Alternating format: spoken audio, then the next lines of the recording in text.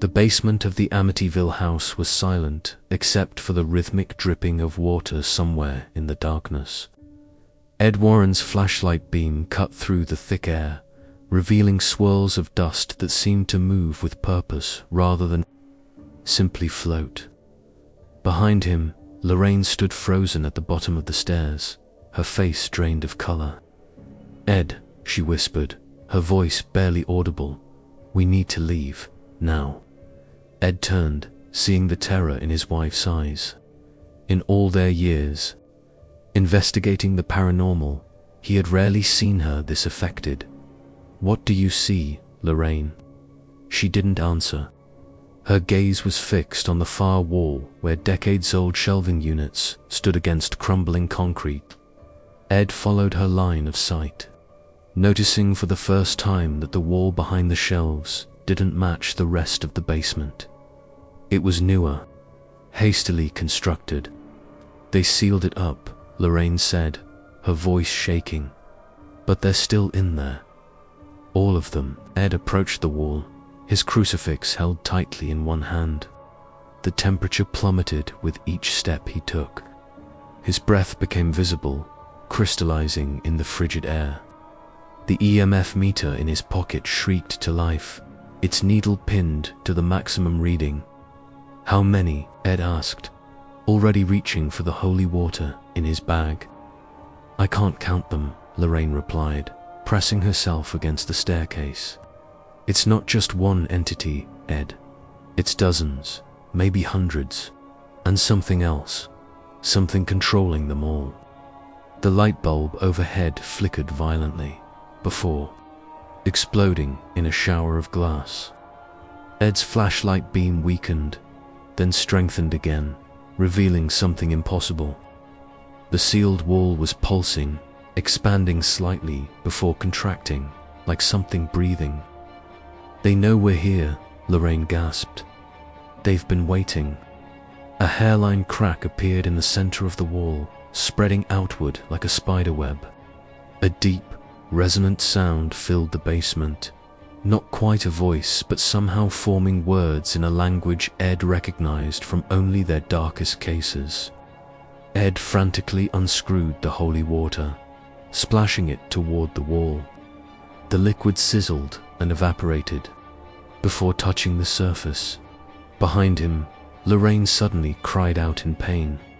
"They're showing me everything," she said, clutching her head. "The children, the ritual, what's been happening in this house for centuries. The DeFeo murders were just the most recent. This place was never meant to be a home." The shelving unit tore away from the wall, flying across the basement and narrowly missing Ed. Tools, boxes, and decades of stored items became projectiles. Circling the room in a violent cyclone, Ed fought his way to Lorraine, shielding her. With his body, the crack in the wall widened, revealing not the expected wooden studs and insulation, but a pulsating darkness that seemed to absorb the flashlight's beam. Something moved within that darkness, something with too many limbs. "Ed," Lorraine screamed over the cacophony, gripping his arm with supernatural strength. "It's not just this house. I can see it now. Amityville, Harrisville, Enfield, all up cases. They're all connected. This is the center point." A sound like thousands of whispers erupted from the widening crack, and a pale, elongated hand with too many joints reached through, grasping at the air. Lorraine's eyes widened in absolute horror. "God help us all," she whispered. Then the basement door slammed shut, trapping them in darkness. 6 months after the DeFeo tragedy shook the small town of Amityville to its core, the Jenkins family pulled into the driveway of 112 Ocean Avenue. The colonial house stood imposing. Against the gray autumn sky, its distinctive quarter-moon windows giving the impression of watching eyes. Mark Jenkins killed the engine and turned to his wife Sarah with an encouraging smile. "Think of the space the kids will have," he said, squeezing her hand. And at this price, we can finally put some money aside for college. Sarah nodded, though her eyes lingered on those unusual windows. I know, it just feels strange moving into a place with such history. In the back seat, 14-year-old Lily rolled her eyes while scrolling through her phone. 6 people were murdered here, Mum. Not exactly just history. Lily, Mark warned. We talked about this. What happened was terrible, but it was the DeFeos, not the house. Besides, that was months ago. Their 10-year-old son Connor pressed his face against the window, his breath fogging the glass. I like it. It looks like a castle. 4-year-old Emma, secured in her car seat, clapped her hands. Castle, castle. Mark smiled at his children. See, the little ones get it. This is our fresh start. New town, new house, new beginning. They unloaded the car in the fading daylight, the moving truck scheduled to arrive the following morning. That first night, they camped in the empty living room with sleeping bags and takeout pizza, telling stories and planning where furniture would go. For a few precious hours, it felt like any family moving into any new home. The strangeness began. On their 3rd night in the house, Sarah woke at precisely 3:15 a.m. to the sound of running water. Following the noise to the bathroom, she found all faucets securely off. The sound continued, leading her downstairs to the kitchen, then finally to the basement door. There, she hesitated, hand on the cold knob, listening to what now sounded less like running water and more like whispering voices. She retreated to bed, convincing herself it was just the old pipes settling. The following morning, while cleaning, Sarah discovered a strange black substance seeping from beneath the basement door. It resembled mold, but had an oily sheen and smelled faintly metallic. She scrubbed it away, only to find it returned within hours, darker and spreading wider. Connor was the first to make a new friend. Sarah found him sitting in the corner of his room, engaged in animated conversation with empty air. Who are you talking to, honey? She asked, setting down a basket of laundry. William, Connor replied without looking up. He used to live here a long time ago. He knows lots of secrets about the house. Does he now? Sarah smiled, playing along. Like what? Connor lowered his voice to a whisper. Like what lives in the basement? And why the bad man hurt his family? The smile faded from Sarah's face. Connor, that is not an appropriate game. It is not a game, Mum, Connor replied in a strangely adult tone. William says they are waking up again because we are here. That evening, Mark found Sarah examining old family photographs with trembling hands. What is it? He asked, concerned by her pallor. Wordlessly, she handed him a photo taken at Emma's birthday the previous year. There, standing behind their smiling family, was the indistinct shape of a figure that had not been there when the picture was taken. Mark dismissed it as a smudge or photography error. But when Sarah showed him another photo and another, each containing the same shadowy presence growing progressively more distinct, his skepticism faltered. Meanwhile, Lily began sleepwalking. The first time, Mark found her standing in the upstairs hallway, staring at the wall. The second time, she was halfway down the stairs, murmuring incomprehensible words. The third time, Sarah woke to find their bedroom door open and Lily gone. After a frantic search, they discovered her standing before the basement door, her hand reaching for the knob, her eyes open but unseeing. When they woke her, she screamed as if in terrible pain. Something is down there, she sobbed as they carried her back to bed. Something is calling to me. It wants us to open the wall. Their dog, Rusty, A loyal golden retriever who had been part of the family for 7 years began behaving erratically. He growled at empty corners, refused to enter certain rooms, and spent hours staring at the basement door, his hackles raised. Most concerning was his refusal to go near Connor, whom he had previously adored. 12 days after moving in, their cozy family dinner was interrupted by Emma pointing at the ceiling in delight. "Look, Red Rain." They looked up to see a dark crimson liquid seeping through the dining room ceiling, dripping onto their plates. Mark rushed upstairs to find no broken pipes, no source for the mysterious substance that, upon closer inspection, had the unmistakable metallic scent of blood. That night, as Mark lay awake, listening to the increasingly frequent sounds of footsteps in empty hallways, the house phone rang. The line had not yet been connected. Sarah answered before he could stop her. Her face drained of color as she listened, then slowly replaced the receiver. There was a child crying, she whispered, and behind that, a man reciting what sounded like names. Dozens of names. Sleep became a luxury none of them could afford. Connor spoke constantly to his invisible friend, recounting historical details about the house and town that no child could know.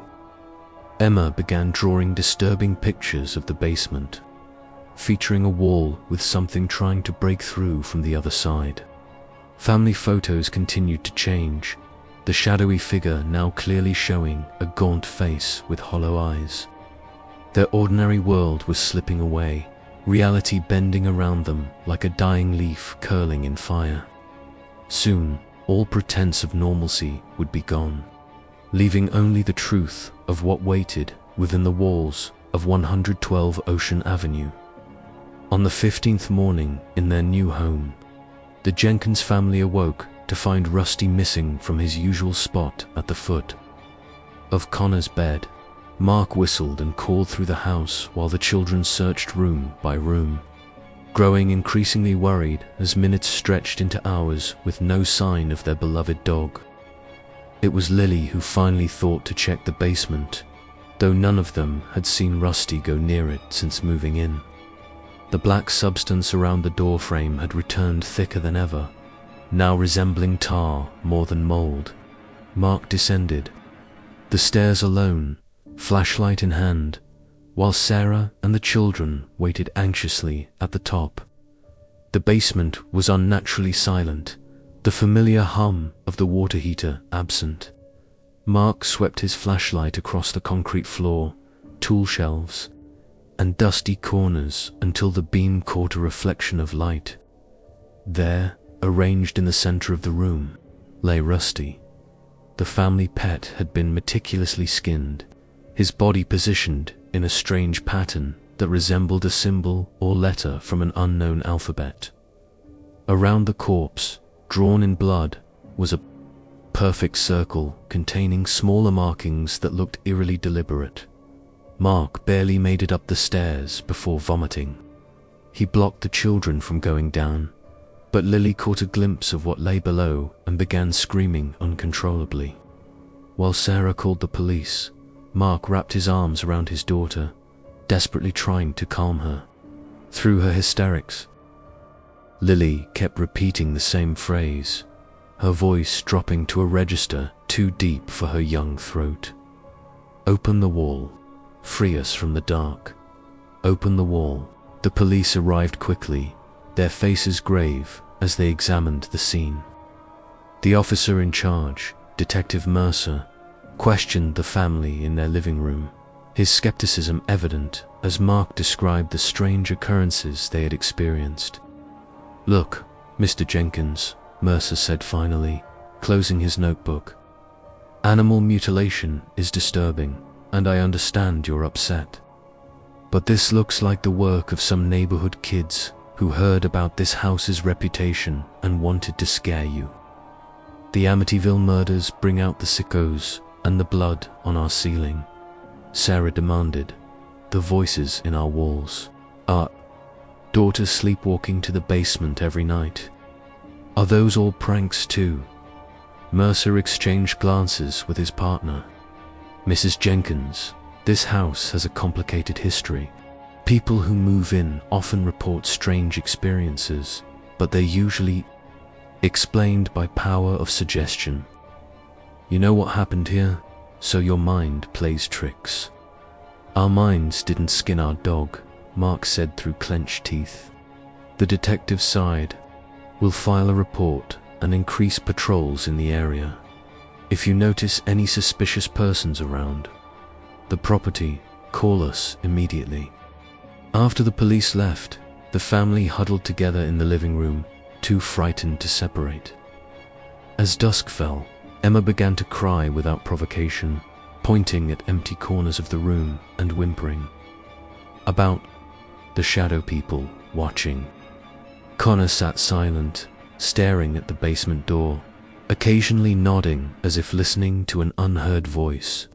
Exhausted but too afraid to sleep, Sarah and Mark took turns keeping watch while the children finally dozed on the couch. At precisely 3:15 a.m., Sarah realized Mark was no longer beside her. Panic gripped her chest as she searched the first floor, then climbed the stairs, calling his name in a desperate whisper to avoid waking the children. A faint light from beneath the basement door stopped her cold. Gathering her courage, Sarah descended the stairs, the wood creaking beneath her feet. She found Mark standing motionless before the far wall of the basement, a hammer and chisel in his hands. The wall, ordinary cinder block on their previous visits, now appeared different, newer than the surrounding masonry, as if it had been added later. Mark, she whispered. He did not respond. His eyes, when she circled to face him, were completely black, reflecting no light. A thin line of saliva ran from the corner of his mouth as he chanted in a language Sarah had never heard, the guttural syllables seeming to echo in the enclosed space. When she touched his arm, his skin was ice cold. Mark, please, she begged. Shaking him, snap out of it. With sudden violence, Mark raised the chisel to his own forearm and began carving into his flesh. Sarah screamed, trying to wrestle the tool away, but his strength was inhuman. By the time she managed to break his grip, he had carved a series of intricate symbols into his skin, the wounds seeping blood that seemed almost black in the dim light. The sound of her scream finally broke whatever trance held him. Mark collapsed to his knees, clutching his wounded arm, his eyes returning to normal as he stared in horror at what he had done to himself. I don't remember coming down here, he gasped. I was asleep. Then I was dreaming about digging through the wall, because something important was hidden inside. Something that belonged to me. Their terrified conversation was cut short by the sound of their children screaming in unison. Upstairs, they raced up to find all three children sitting upright, eyes wide with identical expressions of horror, screaming at the exact same pitch. Most disturbing was Emma, not yet 5 years old, screaming in perfect synchronization with her older siblings.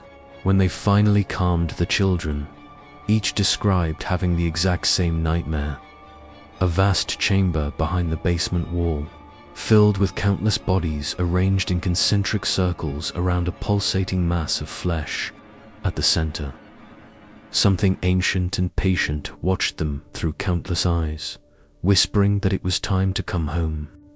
Sarah discovered deep scratches down Lily's back the next morning, the wounds forming words, "Open the wall." Connor began speaking in multiple languages he had never studied, reciting what sounded like historical accounts of rituals performed in the basement. Emma stopped speaking entirely, communicating only through disturbing drawings of the basement wall, breaking open to reveal countless hands reaching through. Desperate for help, Mark called Father Thomas from the local parish. The priest arrived that afternoon, holy water and Bible in hand. He didn't even complete the threshold blessing before dropping his religious items and fleeing in terror, babbling about eyes watching from within the walls themselves. Abandoned by both authorities and the church, the Jenkins family faced the horrifying realization that whatever haunted their home was beyond ordinary explanation. They needed help from people who specialized in the extraordinary. They needed the Warrens. Ed and Lorraine Warren had investigated hundreds of paranormal cases throughout their career, but even they hesitated at the name Amityville. The infamous house on Ocean Avenue had already cemented its place in paranormal history following the DeFeo murders and the subsequent Lutz family haunting. Now, barely a year later, new occupants were reporting disturbing phenomena that, if true, suggested something in the house had awakened once more. "We swore we wouldn't go back there," Lorraine said quietly as Ed loaded equipment into their car. Her eyes held that distant look he recognized all too well, the one that meant she was already sensing something beyond normal perception. Ed placed a weathered hand over hers. "I know, but you heard that family on the phone. They have young children, Lorraine." She nodded, her resolve strengthening. "The little girl, Emma." I could hear something in her silence over the phone. Something is already attaching itself to her. The autumn sky was heavy with impending rain as they drove toward Long Island, the windshield wipers beating a steady rhythm. They passed the trip in contemplative silence, each preparing in their own way for what lay ahead. Ed mentally reviewed the history of the property, the details of the DeFeo case, and the testimonies from previous investigations.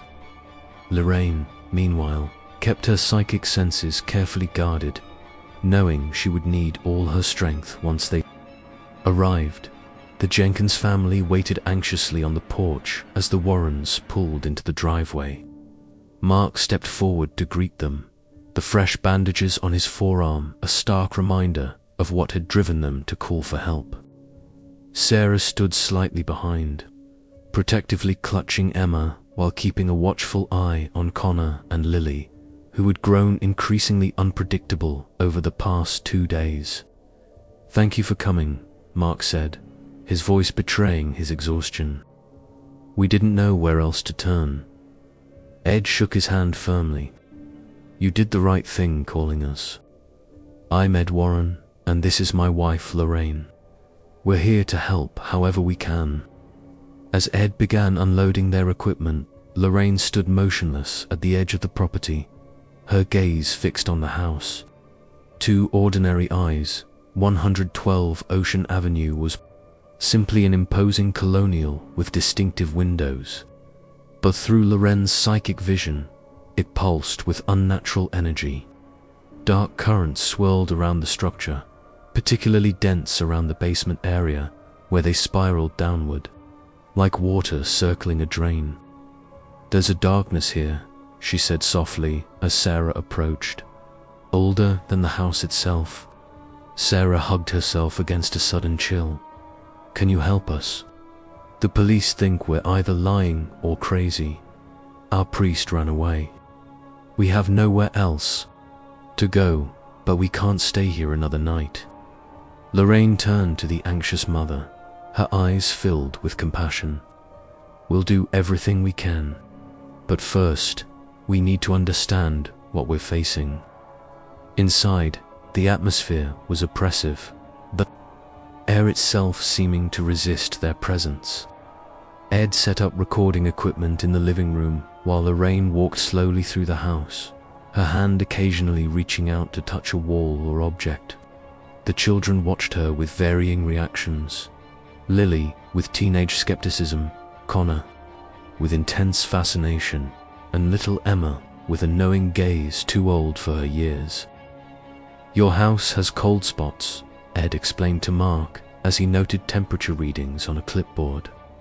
Unexplained areas of cold are often indicators of spiritual energy. We noticed that, Sarah confirmed. But they move around. Some rooms will be freezing 1 minute, then normal the next. Ed frowned, consulting his thermometer. That's unusual. Cold spots typically remain fixed to specific locations where events occurred.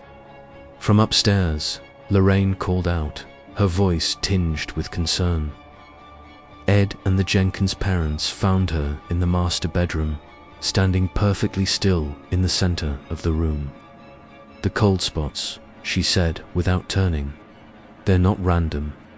They're forming a pattern throughout the house, like a geometric shape, and it's centered on the basement. As if summoned by her words, a loud thud echoed from below, followed by the sound of Connor crying out. They rushed downstairs to find the boy standing before the basement door, his hand bleeding from a deep cut across the palm. William told me to do it, he sobbed as Sarah wrapped his hand in a kitchen towel. He said the door needs blood to open properly. Ed knelt before the boy. Who is William, son?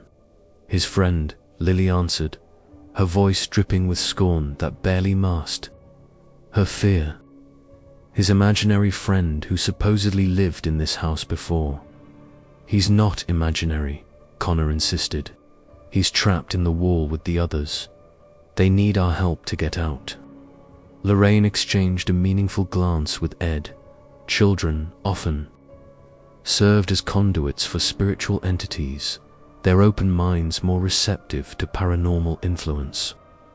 I need to see the basement, Ed declared, retrieving a camera and holy water from his equipment bag as he reached for the basement doorknob. The religious medals around his neck suddenly tarnished, turning black before their eyes. The silver crucifix he always carried grew hot enough that he nearly dropped it. Strong negative reaction, he murmured, making a note. Whatever's down there has significant power. The basement steps creaked ominously as Ed descended, followed by Mark and Lorraine. Sarah remained upstairs with the children, though Lily insisted on watching from the top of the stairs. The air grew colder with each step, their breath forming clouds in the increasingly frigid atmosphere. Ed swept his flashlight across the basement, stopping at the far wall where Mark had been found carving into his own arm. The beam illuminated, dried bloodstains on the floor, remnants of the family dog's ritualistic arrangement. This wall, Lorraine whispered, approaching it slowly. It's different from the rest of the foundation, newer. The previous owners must have put it in, Mark suggested. Maybe to create a storage area. Ed shook his head, examining the mortar. This wasn't done by professionals. Look at how uneven the application is. And these marks he pointed to faint. Inscriptions visible beneath the layers of paint and grime. These are binding symbols. Someone sealed this wall with more than just concrete. Lorraine reached out to touch the wall but recoiled before making contact. Her face drained of color. Ed, she said, her voice shaking, we need to begin immediately. Whatever is behind this wall has been contained for decades, maybe centuries, and it's very close to breaking free. The Warrens transformed the Jenkins dining room into a makeshift command center, setting up recording equipment, cameras, and monitoring devices throughout the house. Evening approached rapidly, the autumn sun surrendering to darkness. Earlier, each day, Ed methodically arranged crucifixes, holy water, and religious texts on the table, while Lorraine prepared to interview each family member individually. We need to establish a pattern, she explained to Sarah and Mark. Hauntings often reveal themselves through recurring elements in multiple witnesses' experiences. Lily went first, her teenage skepticism initially creating a barrier. She sat, with arms crossed, describing the sleepwalking episodes with clinical detachment. I just wake up in different places, she said, with a forced shrug, usually at the basement door. "Do you remember dreaming during these episodes?" Lorraine asked gently. Lily hesitated, her composure faltering. "Sometimes I dream about a room behind the basement wall. It's huge, much bigger than could actually fit in this house. And there are people there, but not really people anymore." Her voice cracked. "They want me to let them out." "What happens in the dream if you do open the wall?" Tears welled in the girl's eyes. "I don't know. I always wake up before I can. But they promise to make me powerful if I help them, they say. They've been collecting power for centuries, and they'll share it with me." She wiped her eyes angrily. "It's stupid, just dreams." Connor spoke more freely, describing his friend William in detail. A boy approximately his age who had lived in the house in the 1920s, but now resided inside the wall with the others. William says his family moved here after his dad got a job at the chemical plant. Connor explained, drawing intricate symbols identical to those Mark had carved into his arm. But then his dad started hearing the voices and uncovered the wall a little bit. After that, his dad hurt everybody with an axe. Lorraine leaned forward. "Connor, does William tell you why he's in the wall?" The boy nodded solemnly. "He says the wall is a door, and doors work both ways. The people who built the house made the wall to keep something in, but now that something controls everything behind the wall, including William and his family." "What does William want from you?" "He wants me to convince everyone to break down the wall. He says they've been trapped for too long." Little Emma was the most difficult to interview. The 4-year-old had stopped speaking entirely 2 days prior. Instead, she communicated through drawings, page after page of the same image, the basement wall breaking open, with countless arms reaching through. When Lorraine asked her to draw what was behind the wall, Emma produced a disturbing image of a massive eye surrounded by smaller eyes, all connected by vein-like lines to a central mass. "Has Emma shown any other behavioral changes?" Lorraine asked Sarah after the child returned to her crayons. Sarah nodded, visibly distressed. "She knows things she shouldn't. Yesterday, she pointed to a photo of my grandmother, who died before Emma was born, and wrote her name perfectly, though she can barely write her own. And sometimes, when she thinks no one is watching, she speaks in whispers, but not in a child's voice." Mark's interview revealed the most troubling development. The symbols he had unknowingly carved into his arm matched not only Connor's drawings, but also historical occult binding symbols documented in the Warrens' previous cases. "I have no memory of going to the basement or doing this," he insisted, unwrapping the bandages to reveal the wounds, which had not begun healing despite being several days old. "It was like I was dreaming, but I was awake. Something was guiding my hand." While Lorraine conducted the interviews, Ed performed EVP sessions throughout the house, focusing particularly on the basement. The electronic voice phenomena recordings yielded disturbing results. Playing back the tapes in the dining room, the family listened in horror to voices responding to Ed's questions. "Is anyone here with us?" Ed's recorded voice asked. A chorus of whispers replied. "Many, countless. Legion, what do you want from this family?" A single, clearer voice answered. "Vessels. What is behind the basement wall?" The response came as a guttural growl. "The gate, the key, the way." Most disturbing was the final exchange. "In the name of God, I command you to identify yourself." The temperature in the dining room plummeted. As the recording played, a voice that seemed to layer dozens of tones, speaking simultaneously. We have worn many names through many ages. But you know us, Edward Warren. You have met our children before, in Harrisville, in Enfield, in Annabelle, all branches of the same root, all fingers of the same hand. Ed stopped the recording, his face grim. Whatever we're dealing with is far more powerful and far more ancient than a standard haunting. This entity claims connection to some of our most dangerous previous cases. Lorraine returned from putting the children to bed and placed her hand on the wall of the dining room, her eyes closing in concentration. "There's something else," she said quietly. "When I touched the basement wall, I saw a series of images, like overlapping time. This location has seen the same pattern repeat throughout history. The DeFeo murders weren't the first mass killing here, nor were they random. They were sacrifices." "Sacrifices for what purpose?" Sarah asked, her voice barely audible. "To feed.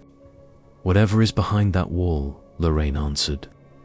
"It grows stronger with each death, with each drop of blood spilled on this land. The wall itself seems to have been built as a barrier, not by the original builders of this house, but by someone who understood what was awakening here." Ed picked up a journal from his equipment bag, flipping through pages of handwritten notes. From previous cases, the symbol pattern Mark carved and Connor drew appears in several other documented hauntings we've investigated, all involving barriers between our world and something trying to break through. Lorraine nodded gravely, the cold spots forming geometric patterns throughout the house. The way they all center on the basement, it's like a spiritual blueprint. The entire house was designed around that wall, to either contain or channel whatever lies behind it. "So what exactly are we dealing with?" Mark asked, unconsciously rubbing the symbols on his arm. Ed and Lorraine exchanged a knowing glance. Before Ed answered, "A convergence point," he said solemnly. "A location where the barrier between worlds has grown dangerously thin. But to understand exactly what's trying to break through, we need to learn the history of this property. Not just the DeFeo murders that made it famous, but far earlier, to when the first structure was built on this land." The lights throughout the house flickered simultaneously, as if in response to his words. In the momentary darkness, every member of the household glimpsed shadowy figures standing in the corners of the room, watching with hollow eyes, before light returned and they vanished. Ed reached for his crucifix, and we need to learn it quickly. Dawn broke over the Amityville house after a night of intermittent disturbances. None of the family had slept well, with whispering voices and moving shadows keeping them huddled in the living room under the Warrens' watchful eyes. As first light touched the quarter-moon windows, Ed prepared to visit the local historical society, while Lorraine remained to monitor the increasingly unstable paranormal activity. "The answers we need won't be in standard history books," Ed explained as he gathered his notebook. "We need land records, town archives, anything that might reveal what happened on this property before the house was built." Mark insisted on accompanying him, desperate to contribute something to their defense against the horror threatening his family. They departed as Sarah helped Lorraine set up additional monitoring equipment in the basement, positioning cameras to face the mysterious wall that seemed to be the focal point of the haunting. The Amityville Historical Society occupied a colonial building near the town center. The archivist, Margaret Bell, greeted them with apprehension when Ed mentioned the Ocean Avenue address. "Academic interest, is it?" she asked, clearly not believing her own suggestion. "A family is living there now," Ed replied honestly. "They're experiencing disturbances that may be connected to the land's history before the DeFeo tragedy." Margaret's professional demeanor faltered. "The Jenkins family?" "Yes, I heard they'd moved in. Foolish, if you ask me." She led them to a research room and unlocked a cabinet in the corner. There are records we don't typically share with casual researchers or tourists hunting DeFeo murder memorabilia. But if a family is living there again, she withdrew several aged folders. You should know what you're dealing with.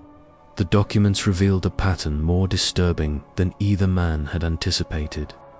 The land where 112 Ocean Avenue stood had harbored darkness long before the colonial house was constructed. This area was originally Shinnecock tribal land, Margaret explained, pointing to maps dating to the 1600s. The specific plot was considered forbidden territory. The Shinnecock believed it contained a doorway to what they called the Land of Many Shadows. Ed photographed the maps and accompanying notes. Were there any structures on the site before European settlement? Archaeological surveys in the 1960s discovered evidence of a stone ritual site centered exactly where the basement stands. Carbon dating suggested it was nearly 500 years old. The tribe apparently built it to contain something, not to worship. What happened when Europeans settled here? Mark asked. The first structure was a small church in 1697. It burned with the entire congregation inside during its consecration ceremony. 46 people died. She slid forward a brittle newspaper clipping. The second attempt was a private home in 1775. The family was found dead in the basement, arranged in a strange circular pattern. Ed's expression darkened as he recognized the pattern described. It matched how Mark had found their dog arranged. 3 more structures, 3 more mass deaths, Margaret continued. An asylum in 1826 where patients and doctors killed each other on the same night. A military barracks during the Civil War where an entire unit committed suicide simultaneously. And a mansion in 1904 that collapsed into a sinkhole, killing the family inside. Each time, witnesses described strange voices and compulsions before the tragedies. What about the current house? Mark asked, his mouth dry. Margaret pulled out the most recent folder, built in 1927 by Gerard Bowden. Construction records show unusual modifications to the basement. Bowden insisted on building a specific wall that sits directly above the ancient Shinnecock ritual site. He hired special workers for that wall alone. She removed a sealed envelope from the folder. This was donated by Bowden's granddaughter in the 1970s, with instructions it should only be opened if more deaths occurred in the house. After the DeFeo murders, we unsealed it. Inside was a journal detailing how workers discovered a stone chamber containing artifacts and human remains arranged in concentric circles. After the discovery, workers began behaving strangely, with 3 committing suicide within a week. Bowden consulted a priest who identified symbols in the chamber as belonging to an ancient entity predating Christian settlement. The priest believed the chamber was a containment structure, Ed read aloud, designed to bind something that had been accidentally released during previous construction attempts. Mark stared at the journal. The symbols match what I carved into my arm. What Connor draws. The final pages detailed Bowden's desperate measures. Working with the priest and an indigenous elder, he designed a specific wall using blessed materials and sealed, with a mixture containing sacred elements and the blood of all 3 men. To bind it requires blood freely given, the journal concluded. We have sealed the doorway, but I fear it will not hold forever. That which lies beyond exists in dimensions beyond our understanding, patient and eternal. Bowden moved his family in despite everything, Margaret explained. They lived there 7 years before his entire family died of alleged carbon monoxide poisoning. Bowden survived but committed himself to a psychiatric hospital where he died, still trying to seal his room with makeshift mortar. What about the DeFeo? Mark asked. Police records not released to the public showed that before the murders, Ronald Jr. had been excavating in the basement, supposedly looking for treasure he claimed to have dreamed about. According to testimony he later recanted, he uncovered part of the wall and began hearing voices telling him to kill his family. Ed closed his notebook. This confirms our suspicions. The wall isn't just ordinary. It's a seal holding back something that has been trying to break through for centuries. Margaret looked between the men. If that family is still in the house, they need to leave now. Once the barrier weakens, the entity influences someone to commit violence, feeding it with blood and death. As they thanked the archivist and gathered the photocopies, Ed's phone rang. Lorraine's voice came through, tight with urgency. Ed, get back here immediately. Something is happening to the wall. It's changing, becoming organic. And the children are all drawing the same symbol now. Even Emma. What symbol? Ed asked. A circle containing 9 smaller circles around a central eye. And Ed, I touched the wall. I saw what's on the other side. This isn't a haunting or a demonic presence. It's something older, something that was here before humanity, and it's almost awake.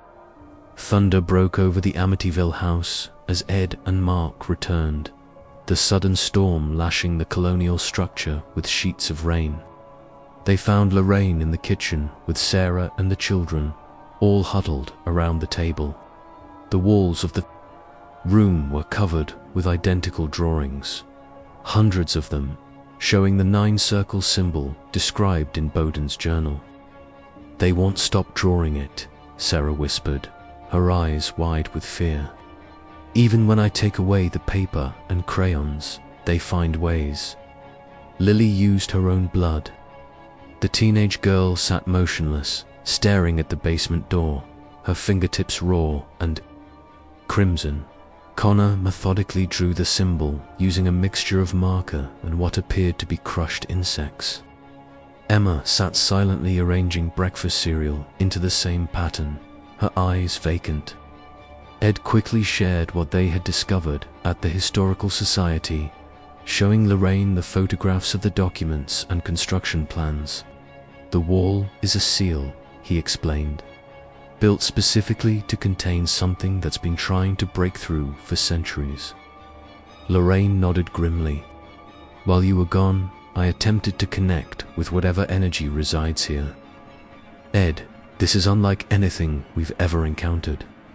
When I touched the wall, I saw endless darkness filled with countless eyes, all connected to a central consciousness, and it saw me too. She rolled up her sleeve, revealing an angry red mark on her forearm in the shape of the 9-circle symbol. This appeared the moment I made contact. It's not a burn or a cut. It formed from beneath the skin, like something rewrote my flesh from the inside. We need to examine that wall, Ed declared, retrieving his religious items and equipment bag. If it's weakening, as the journal suggests, we need to understand how it was constructed to know how to reinforce it. Mark looked at his family, torn between the need to protect them and the hope the Warrens offered. Should we leave the house while you investigate? It may be too late for that, Lorraine said, her voice heavy with certainty. Whatever is behind that wall has already established connections with your family, especially the children. Leaving the physical house might not sever those connections now. A crash of thunder punctuated her words, and all the lights in the house flickered simultaneously. Emma began to hum a melody with no discernible pattern, the sound unnaturally deep for a child her age. Ed gathered his courage. We need to confront it directly, but not all of us. Mark, you and Sarah stay here. With the children, Lorraine and I will examine the wall. No, Lily suddenly spoke, her voice oddly layered, as if multiple people were speaking through her. All must witness, all must choose. Her head turned to face them, revealing eyes completely black, like polished obsidian.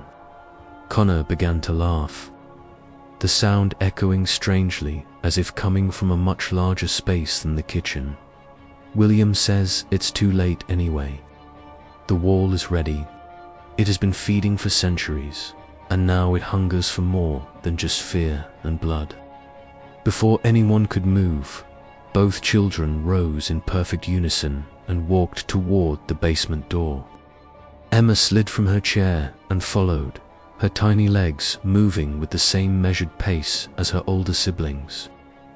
"Stop them," Ed commanded, but as Mark and Sarah lunged forward, they were thrown back by an invisible force. The basement door swung open of its own accord, revealing darkness beyond. "Grab the children," Lorraine cried, clutching her crucifix. She began reciting a prayer of protection, the Latin words echoing with power in the charged atmosphere. The religious medals around Ed's neck gleamed with sudden inner light as he moved toward Lily, attempting to block her path. The teenager turned to face him, her expression serene despite her black eyes. "You can't stop this, Edward Warren. Your God has no power here. This place was sacred to older powers when your Christ was still unborn." Ed seized her shoulders, pressing his crucifix against her forehead. "In the name of Jesus Christ, I command you to release this child." Lily convulsed as if struck by lightning. Her body bent backward at an impossible angle, her spine arching until her head nearly touched her heels. A scream erupted from her throat, but it wasn't the voice of a teenage girl. It was the combined wail of countless voices crying out in agony and rage. The house itself seemed to respond. The floor beneath them trembled, wood creaking and nails pulling loose from beams. Cabinet doors flew open, dishes exploding from within to circle the room like weapons seeking targets. The refrigerator door ripped free, narrowly missing Sarah's head as it embedded itself in the wall. In the chaos, Connor reached the basement steps. Emma closed behind him. Mark fought through the maelstrom of flying objects to grab his son, receiving a deep gash across his face from the boy's suddenly claw-like fingernails. "This body is ours now," Connor snarled, his voice an adult baritone. "All of them will be ours when the wall finally breaks." Lorraine pushed past them, descending the basement steps with determined strides. "Ed, we have to get to the wall before they do. It's the source." Ed released Lily, who collapsed to the floor unconscious, and followed his wife into the darkness below. The air in the basement was frigid, their breath crystallizing instantly. The beam of Ed's flashlight found the wall, and both Warrens froze in horror at what they saw. The once solid surface now pulsed with visible movement, as if something enormous pressed against it from the other side. The cement between the blocks had taken on the consistency and color of raw meat, glistening wetly in the flashlight beam. Most disturbing were the faint impressions of hands and faces that appeared and disappeared across its surface, as if countless beings were trapped within the wall itself. "It's a convergence point," Lorraine whispered, her psychic senses overwhelmed by the energy emanating from the barrier. "Not just a doorway to another place, but to many places, many dimensions.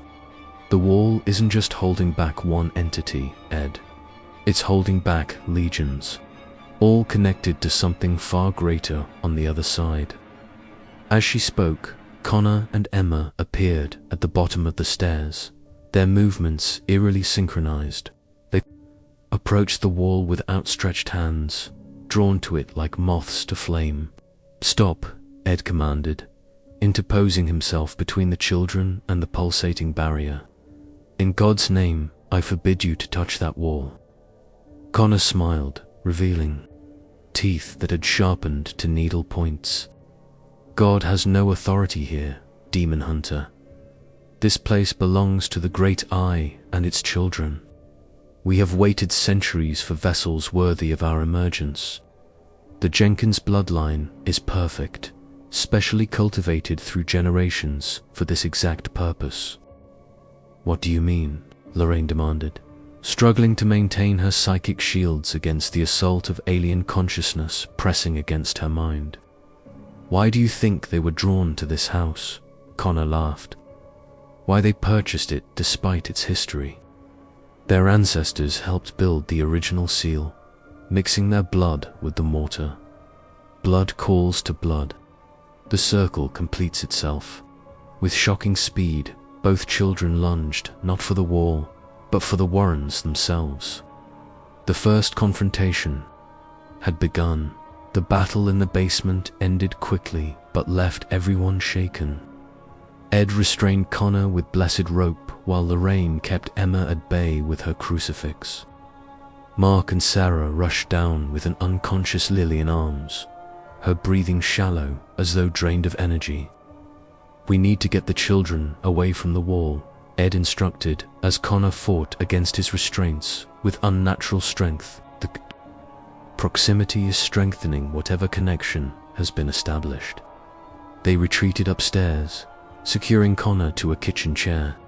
Emma had gone eerily calm, her eyes tracking invisible movements. Lily remained unconscious despite all attempts to wake her. "What happened to them?" Sarah sobbed, clutching her daughter's hand. "The entity behind the wall is using them as conduits," Lorraine explained, applying holy water to the symbol burned into her arm. "Children are naturally more receptive to spiritual influence." Ed turned to Mark. "Connor said the Jenkins bloodline was cultivated for this purpose. Is there any chance your family has a connection to Amityville?" Mark hesitated. "My grandmother was born here, actually. She moved away as a young woman and never spoke much about it." "What was her maiden name?" Ed asked. "Bowden," Mark replied. "Elizabeth Bowden." The revelation landed like a physical blow. Lorraine and Ed exchanged alarmed glances. "Gerard Bowden was the man who built this house," Lorraine said quietly. "The one who created the seal in the basement wall." "But that would mean," Sarah began. "You were drawn here," Ed confirmed. "The entity has been waiting for Bowden's bloodline to return.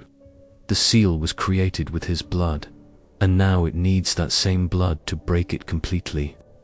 A sudden cry from upstairs interrupted them.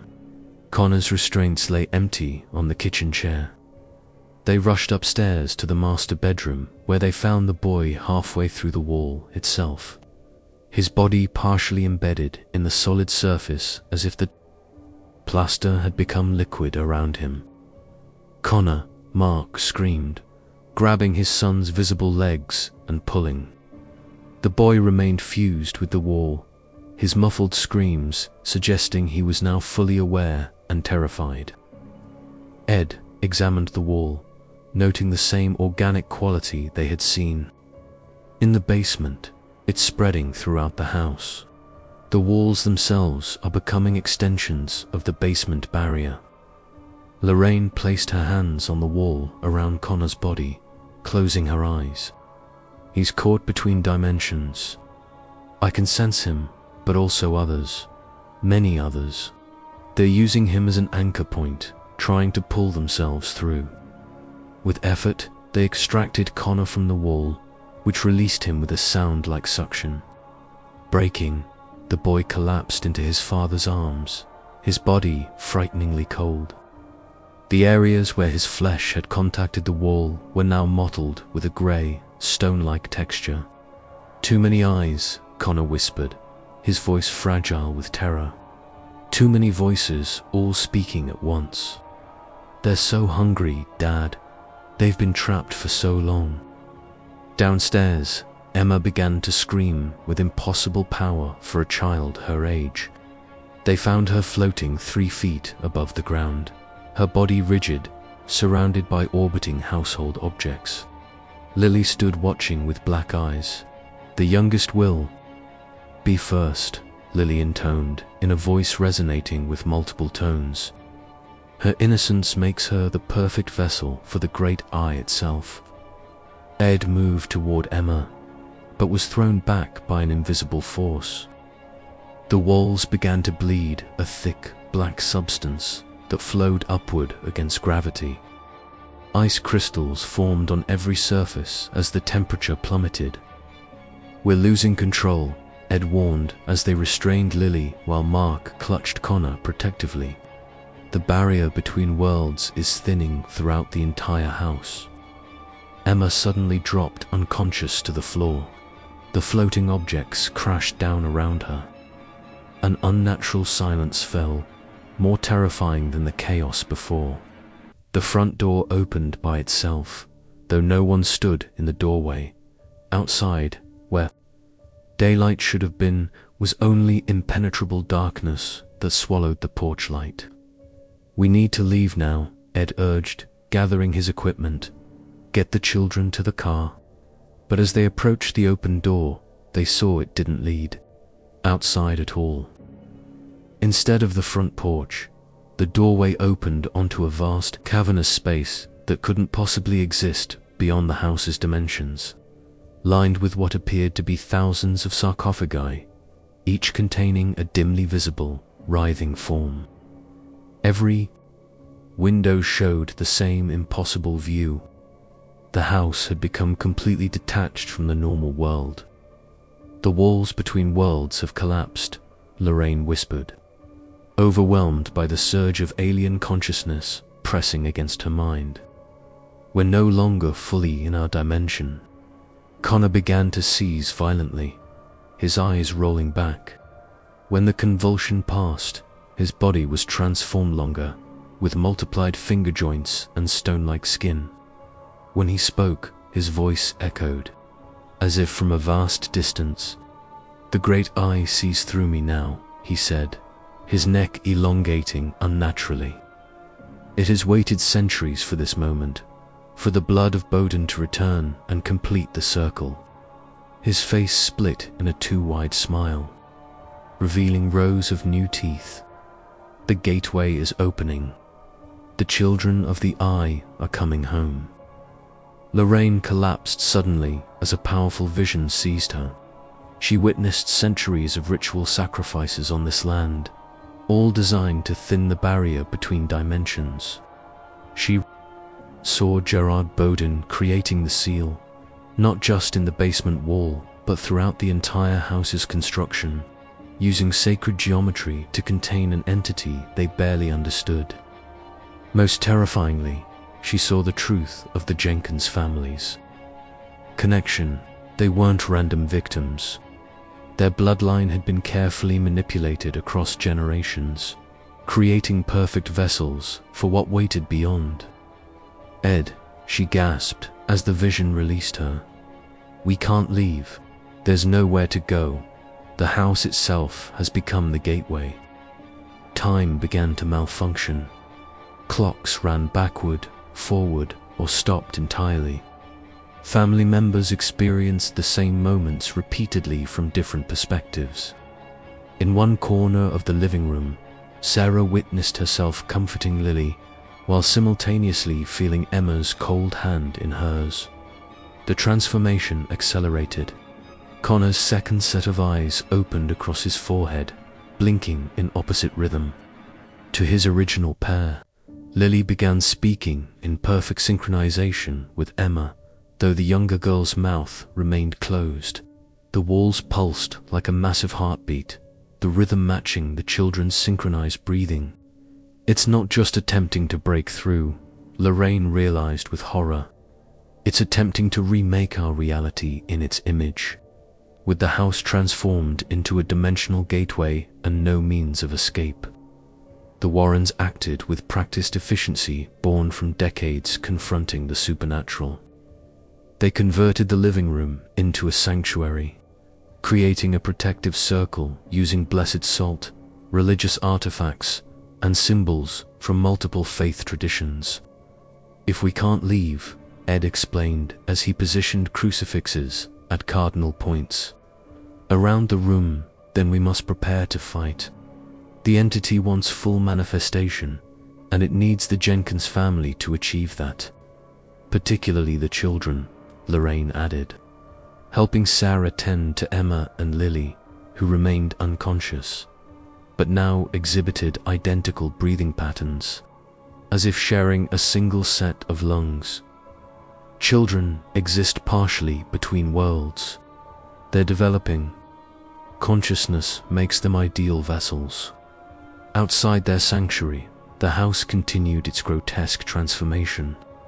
Walls rippled with movement, furniture warped into organic shapes, and black substance oozed from every surface, forming patterns, matching the 9-circle symbol. Connor remained partly transformed in the center of their protective circle, occasionally speaking in languages long dead, his voice shifting between child, adult, and something inhuman. "We need to understand exactly what we're facing," Ed said, opening his journal, "not just to fight it, but to contain it once more." Lorraine closed her eyes, steeling herself. "I can try to see it more clearly, to understand its nature, but doing so opens me to its influence. Is that safe?" Sarah asked, cradling Emma's cold body. "No," Ed answered honestly, "but without understanding what we're dealing with, we have no hope of stopping it." Mark looked up from Connor's side, his expression hardening with resolve.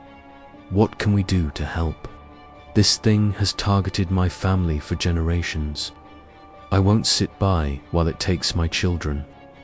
Your bloodline connection may be both our greatest vulnerability and our greatest weapon," Lorraine said. "The entity needs Bowden blood specifically because that's what was used to create the original seal. Blood magic works both ways." Ed retrieved a worn leather case from his equipment bag, opening it to reveal ancient-looking ritual items. A silver knife with inscriptions along the blade, vials of blessed oil, and parchment covered with handwritten prayers. "In our most dangerous cases," he explained, "we've sometimes had to fight darkness with its own methods, though sanctified by faith and righteous purpose." The journal mentioned that binding the entity requires blood freely given. "We may need to recreate the original binding ritual, but strengthened." Sarah gasped in horror. "You want to use our blood? Our children's blood?" "Not the children," Lorraine assured her. "But Mark's connection to Bowden makes his blood potentially powerful enough to reinforce the seal. Only if freely given, with pure intent." While Ed prepared the ritual components, Lorraine entered a meditative state, cautiously extending her psychic senses. The visions came in overwhelming waves, a vast, ancient consciousness existing between dimensions. Neither demon nor spirit, but something that predated such classifications. It had been worshipped by prehistoric cultures, fed with sacrifice for millennia before being partially bound when European settlers brought new faiths to the land. Most disturbing was its nature. Not a single entity, but a collective consciousness composed of countless absorbed souls, all subsumed into the will of what Connor had called the Great I. The 9 circles represented 9 primary aspects or dimensions, with the central eye controlling all. When Lorraine emerged from her trance, her face was ashen. "It's a convergence entity," she explained.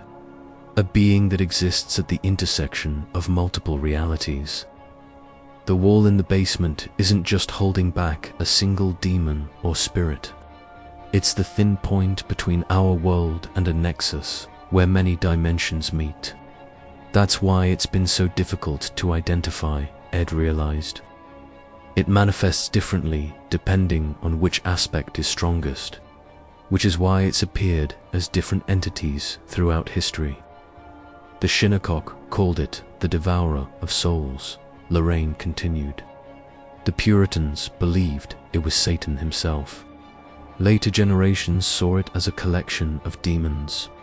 All were partially right. It adapts to the beliefs of those who encounter it, appearing as whatever they most fear.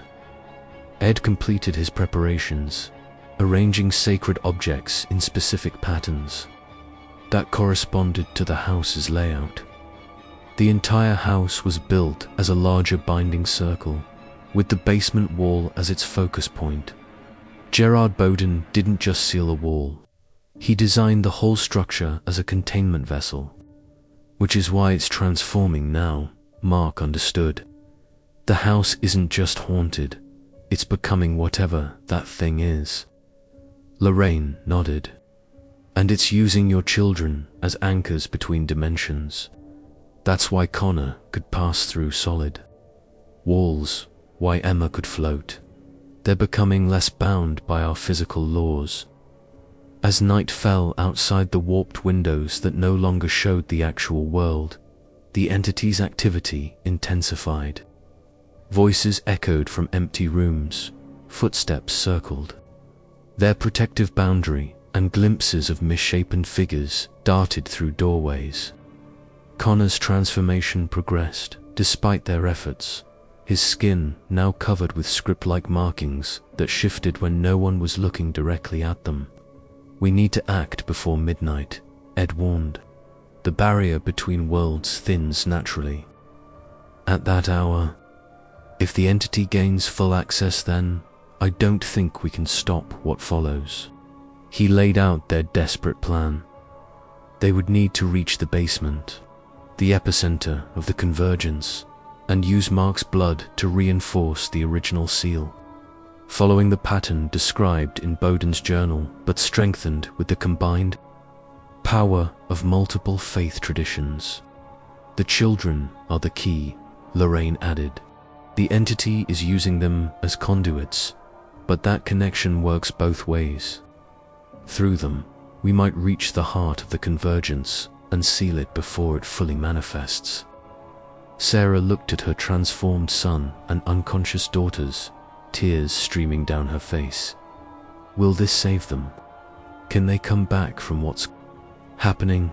Lorraine took her hand, offering what comfort she could. Your children are still in there, fighting. I can sense them, but we have to move quickly. The longer the entity has hold of them, the harder it will be to bring them back. Ed distributed sacred objects for protection, crucifixes, blessed medallions, and small vials of holy water. We'll move as a group, staying within the protective influence of these items. No matter what you see or hear, remember that much of it will be illusion designed to separate and frighten us. Mark tucked a crucifix into his shirt and picked up his transformed son.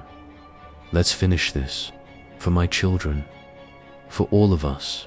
As they prepared to leave the sanctuary, the house itself seemed to sense their intent.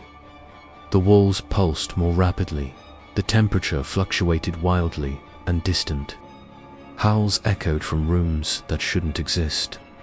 Their final confrontation with what lurked behind the Amityville basement wall was about to begin.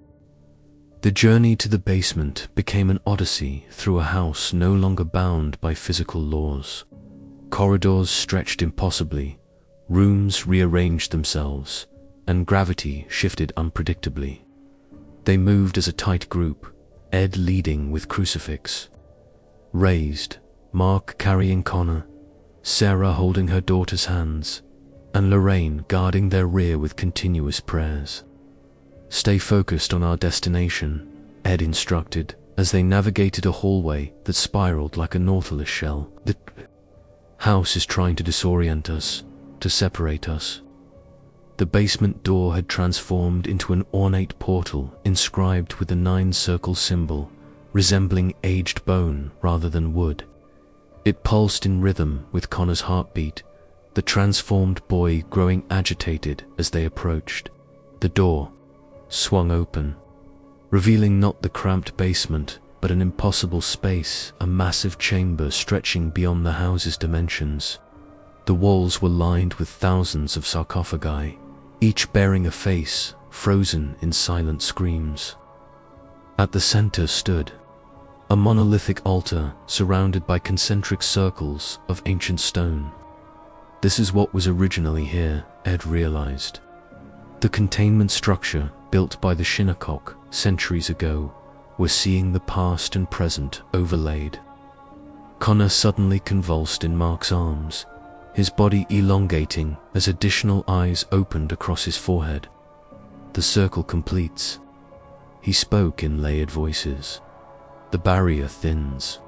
The great eye sees. From the altar stone, a pulsating organic mass rose, resembling a massive heart that beat in perfect synchronization with the house. Veins of darkness spread from it, connecting to each sarcophagus and reaching toward the children. The children, Lorraine gasped. They're not just conduits, they're component parts. The entity is trying to incorporate them into itself, to use them as anchors in our reality. Ed quickly established a protective circle around them. Mark, we need your blood now, he instructed, retrieving the inscribed silver knife. Freely given, with the intent to protect your family. Mark extended his arm without hesitation. Take what you need. Just save my children. As Ed prepared to make the ritual cut, dozens of black tendrils shot toward them, stopping just short of their protective circle. Connor's body rose, hovering above them, limbs elongated and jointed in impossible ways. Your blood cannot seal us away, the entity spoke through Connor. Your blood is what completes the key. You were made for this moment, bred across generations. A horrifying realization dawned. It's not trying to break a seal, Lorraine whispered. It's trying to complete one. The Bowden blood wasn't used to contain it. It was used to create a doorway that could only be opened by the same bloodline. A doorway that works both ways, Ed added. The original seal was a compromise, allowing the entity partial access to our world. Bowden wasn't containing it, he was controlling it. All three. Jenkins' children floated above them, their bodies beginning to merge with one another, flesh flowing together like wax. Sarah screamed in horror, reaching for them but held back by Ed. Your children, the entity revealed, are the culmination of a bloodline cultivated since Bowden made his covenant with us. They carry the perfect genetic code to serve as our permanent anchor in this dimension. The protective circle began to fail as the salt dissolved into the increasingly organic floor. Tendrils of darkness probed at their defenses. Mark, Sarah, Lorraine said urgently, there's only one way to save your children now. The entity needs willing vessels. It needs consent. You need to reach them to help them reject what's happening.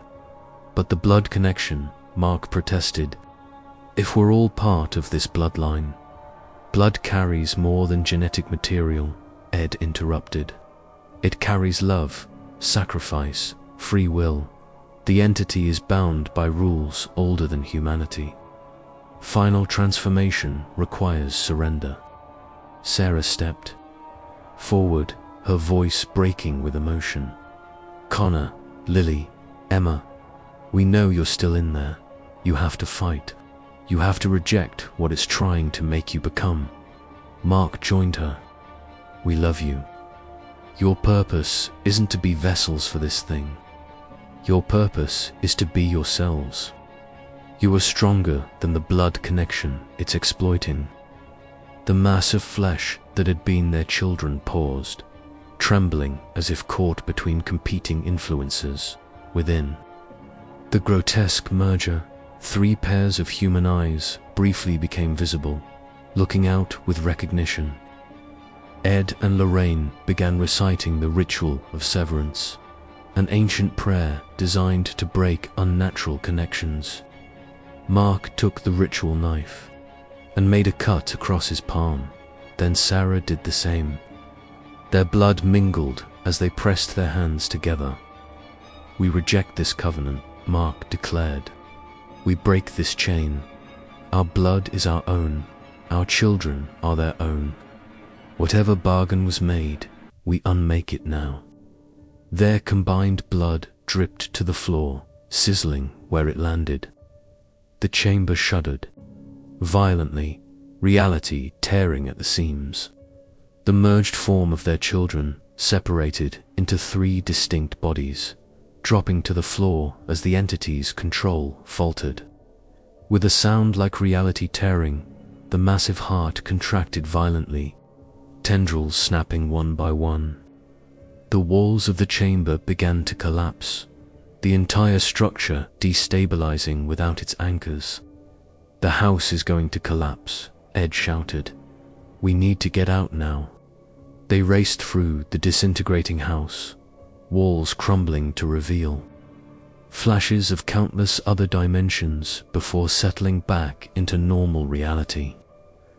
They burst through the front door just as the structure imploded with a sound beyond hearing, a ripple of distortion washing over them as space-time reasserted its proper shape. The children gradually recovered over the following weeks, though none would ever be quite the same. Connor retained fragmentary memories of countless other worlds. Lily sometimes spoke briefly in languages she had never learned. Emma occasionally drew pictures of a great eye, though with decreasing frequency as time passed. The Warrens documented the case as their most significant encounter with interdimensional entities. The land where the house had stood remained vacant, declared unsafe for construction. Years later, in the Warrens' Occult Museum, a small fragment of stone from the Amityville basement occasionally pulsed with a faint rhythm, like a distant heartbeat biding its time. The Great Eye was patient. It could wait. After all, bloodlines endured and memory faded. The convergence would have another opportunity, in another time, with another family that carried the right genetic heritage. The Warrens had won this battle, but some wars never truly end.